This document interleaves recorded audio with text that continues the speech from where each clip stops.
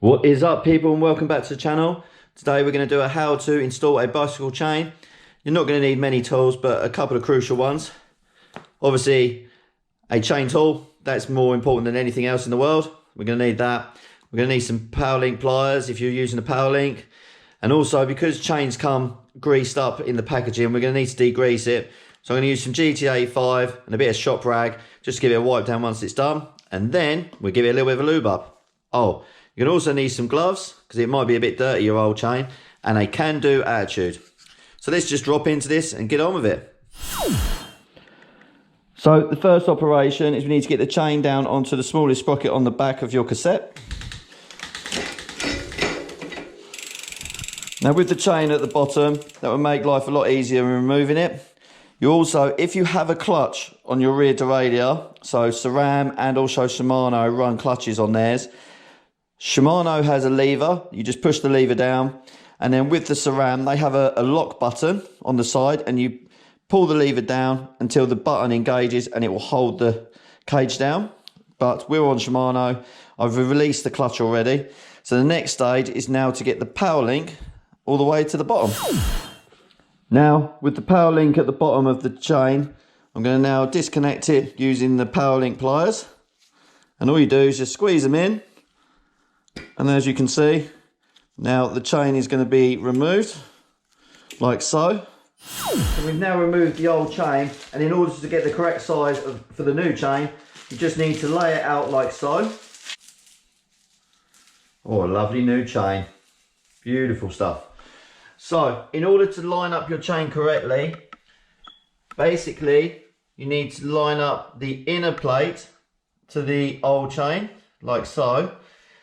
Now, your chain may have stretched, or you might be lucky and you've caught it early, which I'd always recommend that you change your chain when you get to around 25 to 50% worn, because it's the cheapest part to replace out of your whole drive chain, and you'll get more life out of your cassette and chain rings if you change it early. So, by lining that up all the way along from an inner plate to an inner plate, like so.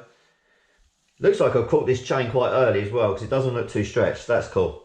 So basically I need to now remove these links here, is what we're going to do now.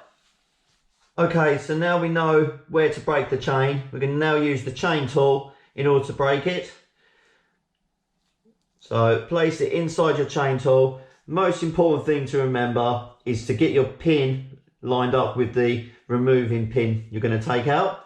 So just make sure it's lined up really well, like so. Beautiful. And we're just going to push that all the way through until it pops out the end. You'll feel the resistance release. There we go. Easy, eh? Pro tip time. Keep hold of the links that you don't need when installing your new chain and pop them in your bag for when you go out riding, because if anything happens, with a little multi-tool with a chain tool on it, you'll be able to reconnect your chain and get yourself home safely. The other option as well though is to get a spare set of power links. They're not expensive, and having those in your bag along with that, you won't have no problems with getting yourself back home from off the trails. Okay, so now we're going to install the chain. Make sure that your writing on your chain is on the outside, or check the packaging to make sure you get it on there correctly. It is crucial because it has shifting ramps on it, enabling it to shift up. And I've installed it on the front chain first. I'm now going to install it onto the rear smallest sprocket on the cassette. Now, there is quite a crucial point when feeding this on. It has to go on a certain way. Now, as you can see, there is a tab there. The chain needs to run this side of the tab and then back out. So with the chain on the top jockey wheel, I'm now going to feed it through the hole with the tab there. Remember, keep it on outside, and then we're just going to feed that through. And as you can see why, if you had that on the other side, the chain would drag and then it wouldn't shift nicely, and it would wear out the chain incredibly quickly. So now we've got the chain on, and all we need to do now is connect the power link. We're now going to install the power link. It has a directional arrow. It is crucial that you fit this in the correct manner. A directional arrow for the power link pointing towards your chain set. That is so that it pulls the power link tight every time you're putting power down on your cranks.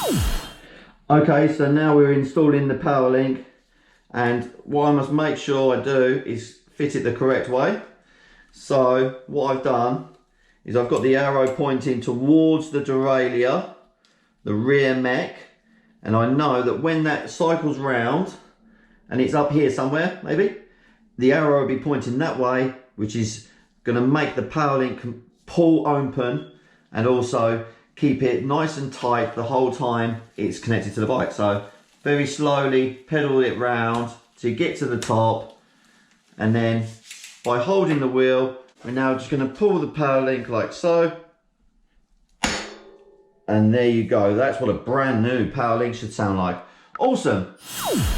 Okay, now I just need to degrease it, so I'm going to use some GT85. There we go, just literally spraying it on the inside of the chain all the way around. I've done the power link, and then I'm going to go back to the power link again, and then we're going to stop there.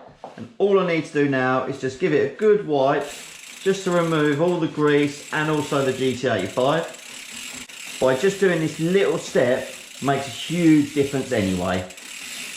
And there we go, we've round to the power link, we'll go around again, and basically I'm wiping the whole chain all the way around. There we go. Okay, now I've installed the chain, I've gave it a degrease, it's ready for some lube, and let's get that on now. Now again, I'm going to start from the power link, and I'm going to just cycle backwards. And I'm going to make it all the way around until I get back to the power link. So it's on its way now. There it is. Lovely. Okay, so I've now lubed the chain up, and I'm happy to leave that for around 20 minutes just to let the lube penetrate in all of the little rollers and push out any grease that I may have missed. But I think the GT85 blew out most of that because it's pretty awesome stuff. So yeah, now that is the install done. So I hope that helps out, and if there's anything you need to know about installing a chain, please hit me up in the comments. I'll be more than happy to help you out.